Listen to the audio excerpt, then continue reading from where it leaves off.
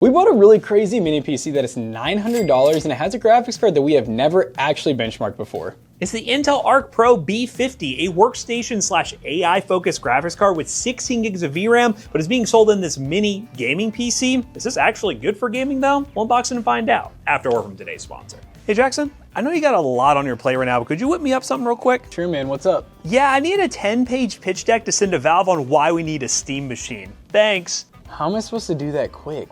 Dude, have you heard of today's video sponsor, Gamma? Gamma makes it super easy to create polished, professional presentations. You can use Gamma for everything from client pitches and business proposals to portfolios, campaign concepts, mood boards, and creative presentations. You can start with one of their templates, add your own content, visuals, data, and ideas, and completely transform it into something that actually feels unique. You can also use their AI-powered design platform to turn a simple prompt, outline, or even an existing document into a complete presentation in minutes. The nice part is that Gamma handles all the layout, spacing, and design work automatically, so you're not wasting time dragging text boxes around trying to make everything line up. And unlike a lot of presentation tools, you're not stuck with a cookie cutter result. You can customize the look and style until it feels like your own instead of just another generic slide deck. Jackson here was able to finish up his 10-slide presentation way quicker than anticipated, and it was even good enough to get us the Steam machine. So if you're tired of boring presentations and want to create something people actually remember, be sure to check out Gamma using the links in the description down below. Big thanks to Gamma for sponsoring today's video. Now, let's get back to it. So, $899, and funny enough, I know Matt said he bought this like 3 weeks ago. I didn't even know this was here. The thing has been here for a while, and specifically bought it from the seller called Knowledge Hub Labs, which seems to sell PCs that are focused on AI. But that B50, as I talked about, is very good for that use case, so that's why they're selling it for this. But the main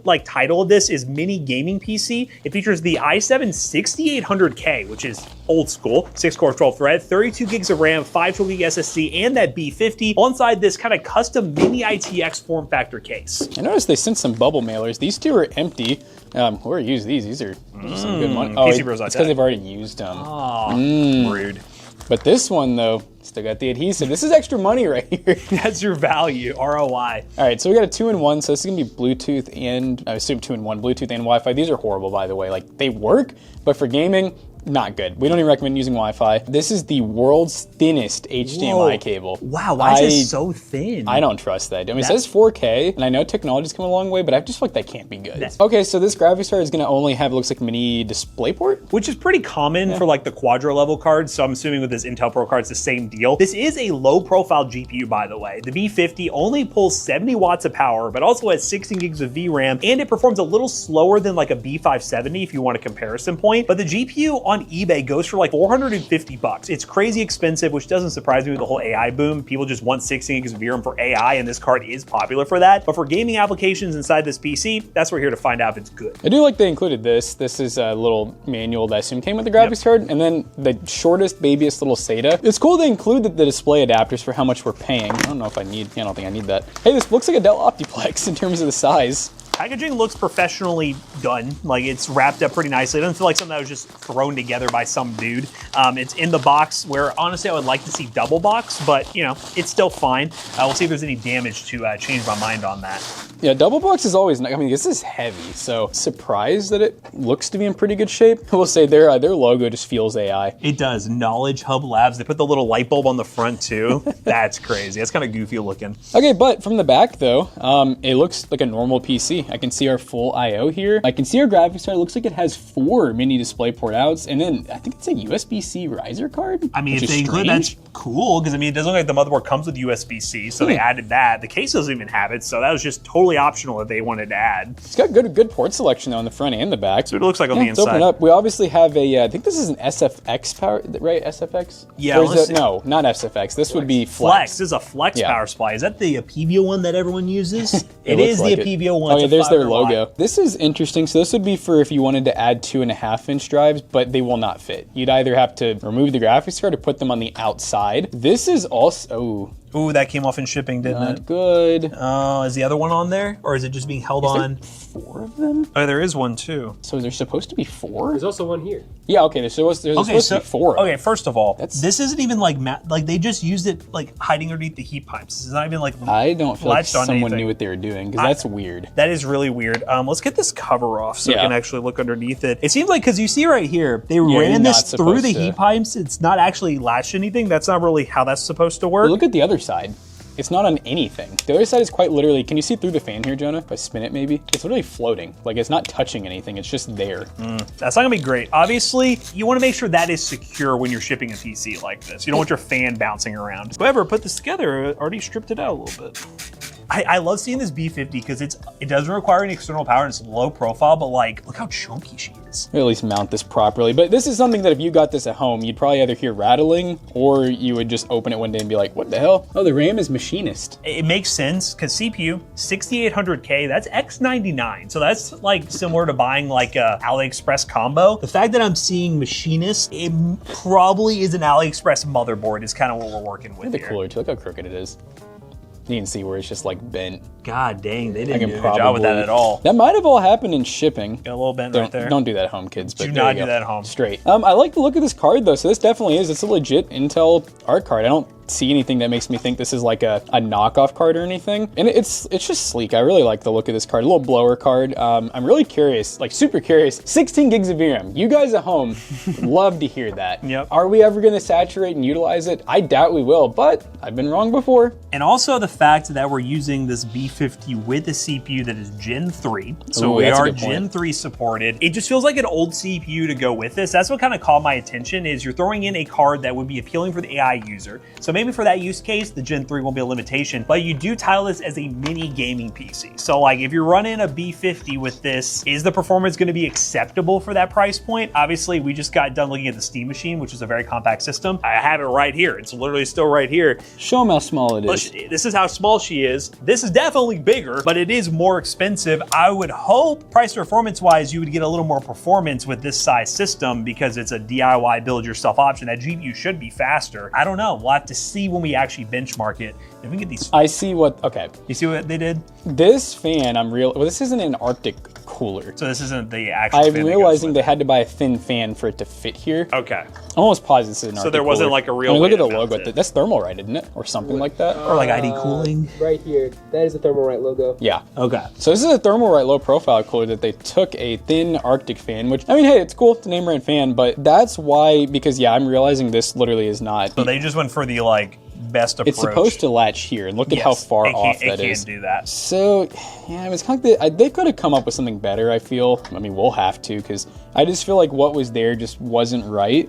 So we may have to kind of bend these to get it to work, but we'll figure out a way. I guess we'll see if this thing actually works too. That'd probably be the biggest thing. Let's make sure to actually post before we go any further, because you know with the Toasty Bros, whenever we start messing with PCs like this, they end up just stop working for whatever reason. So And then everybody blames us. And then everyone blames us as our fault. So I'm gonna grab the little monitor real quick and we'll turn this on just to make sure it actually posts. But it's an interesting computer, interesting choices, and the price, it's 2026, stuff's expensive, but the price is kind of hard. Don't mind me just bending shit.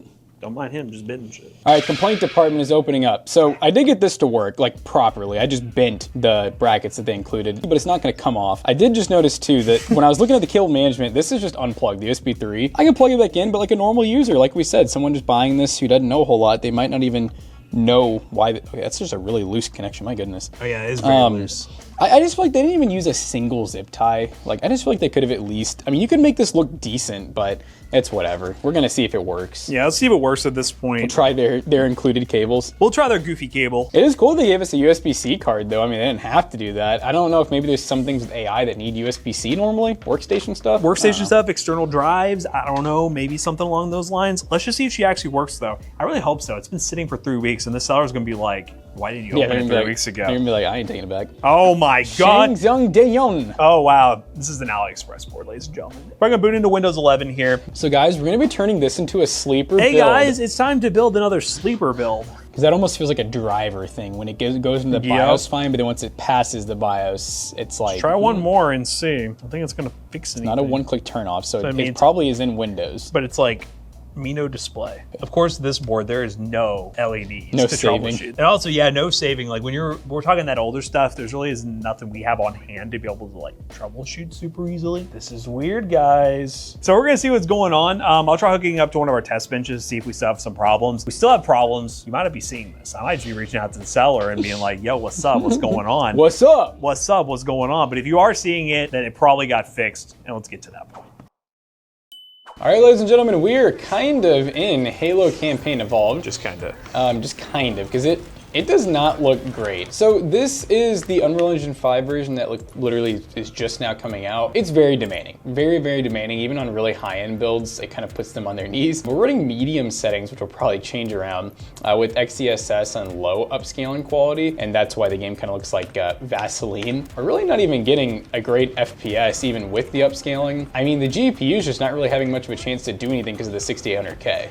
Yep, and you guys saw where we last left off. We were having trouble getting this thing to post. It was posting. I think we were just having issues with our portable monitor for whatever reason. It booted in just fine. The biggest thing that you're seeing is CPU bottleneck. This is an example of a CPU that's only Gen 3, running with a graphics card that is more modern and can definitely do more than this. It's not the fastest card in the world. It's actually slower than a B570, but it should be doing a lot better than this, 40 FPS. Rebar is on, and it is running in Gen 3. You can see on screen here the verification of that. So there's no setting issue here. This is just bottleneck city right here. Try going low settings to see what that does, and then I turn on FrameGen. It surprisingly helps, but I would see what low settings does first. Okay, we'll try low settings just for like a few seconds, and we'll try some FrameGen. And basically, the fact that low settings doesn't change it that much is just another. I swear, I almost feel like it might just because the FPS is better. It looks better to me. It could be, yeah. Which is so weird. It doesn't really make a lot of sense. Okay, so that's a little better. I would consider this to be like, this is close to playable in my opinion. Now that we're on like low settings with XeSS and low, let's try adding FrameGen and see if that gets it to like that actual like, hey, I would play on this experience. Okay. Pretty cool that we can literally get FrameGen with like every single card, it feels like, on this game. That was weird. That was weird. Do you see how much FPS FrameGen adds? Yeah, it didn't even give us a choice on like what times FrameGen we wanted. I will say a little bit of latency, I feel. But in a game like this, I don't think it matters a ton. I'm really surprised it added that much. Yeah, oh my God, there's times, dude, where you like, can see the weirdness. Yeah, there's times where it just does not look good. Like when you look in certain things and you can just see like it's like wavy, like off to the sides here. I wonder if you can up the upscaling now. Oh, you like? Yeah, oh, maybe like because yeah. it's on low, Yeah, so maybe maybe that'll like. We need to put more in the GPU probably. Yeah, that's the biggest. And right now the GPU is working a little bit more. FrameGen seems to make that happen. High, Whatever. and then let's maybe go medium settings to see what happens now with FrameGen on. God, the menu's lagging. It's trying its hardest. So it'd be like the same FPS. Same FPS. It looks. Let's go look at this foliage again. It's a good amount better, actually. The good foliage amount. before looked horrible. And look at our GPU usage. It's now up into the 80% range. It's actually getting utilized. It's like matching the CPU now. It's so funny that if you turn on FrameGen, it actually is allowing the GPU to do a little more work. This looks a lot better now. Yes. That I'm like really kind of checking back at like everything. Better. Good amount better. So hey, that's cool. I mean, this is a good example of FrameGen actually kind of coming in clutch. Even though I know you guys probably hate it, and I understand why. If you're stuck with the system like this, hey, you might have to do what you have to do. And look, we have mouse aiming back on. Heck yeah. Very nice. Let's go ahead and go to the next game. Go buy Halo. Do it now. Go buy Halo. Come on. All right, guys, we are now in Lego Batman, which is another pretty GPU-bound game, so we'll be curious to see what kind of CPU bottleneck we may have here with our 6800K. We're currently running at 1080p with Intel XeSS on quality. We are not using FrameGen yet, but we're running higher details. One thing we could do is try 1440p. Maybe we'll do that with Apex Legends, which is coming up here in a minute with Jackson. We'll do some 1440p because that way the GPU can be pushed a little bit harder, but we'll see what we're getting here. I'm gonna page up, and yeah, it feels very much like the campaign Evolved experience. Like it's getting like 30 to 40 FPS. We're running higher details though, and I imagine if I lower the settings, it's probably gonna stay the same. Yeah, it might almost be like raising the settings. Look at the 1% lows. The 1% low is 4, it's stuttery. This is, again, and one thing, we're showing you guys how with upscaling you can fix the problem, but you also have to take into account this was a $900 PC. Yeah, and this is the performance for the price is not really good at all. You're not too far off from a Steam machine, which we talk about how that's not a great price to performance either, and more balance. Yeah, there's just better mini. What was the was it AOStar that we just looked at? Yep, that one we built with the RX 6600 on M. Yeah, that one altogether you're looking around less than this, and balance-wise would perform better. CPU is a good amount better. Much newer. Much newer CPU. But we'll see if the same behavior happens. Let's go ahead. We'll do the same thing. We'll drop the settings down first. I don't imagine that's going to help very much because it's just going to make the CPU bottleneck even worse. Because when you go lower details, you're much more CPU bound than GPU bound. But maybe, of course, a restart required for some of these settings to take place. Some of them took. And I already know it's gonna make me restart for FrameGen too, so it's a little better. Yeah, no, it is. It actually made a little bit of difference. Our GPU usage is at 40%, our CPU is at 90. nothing's really happening here. Can I go back to medium? It's gonna make me restart for FrameGen, but I'll give it for you guys. I'll do the effort for you guys because I think this is important to show you guys. So go the Halo method. So we're gonna do XeSS like quality, a little bit higher settings than some FrameGen. Yeah. All right, guys, we are back.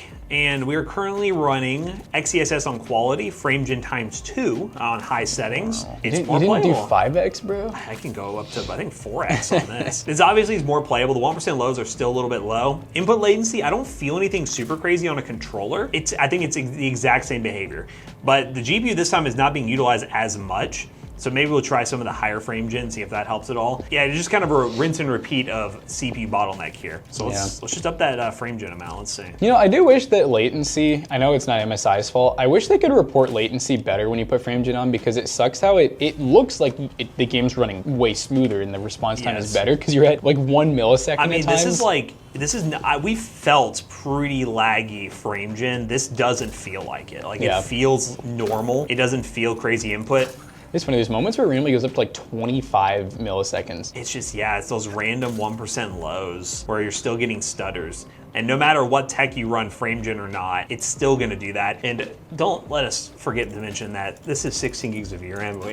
There's not a scenario where you're gonna get close to that. We're using 8, which is impressive. We're using 8, which is pretty cool. And some of the other benchmarks, we're not really seeing that, especially at this resolution. So 1440p, 4K is really where you would only see that. And potentially that could be an option. Oops, see that 1% low stutter right there. Sometimes it'll get really high, but then it'll stutter a bit. So we're gonna try Apex Legends, but we're gonna do that at 1440p. Again, that's an easier to run game. But from testing we've already done beforehand, this game kind of struggles in esports titles because of that CPU performance. So let's see if 1440p Apex has any issues.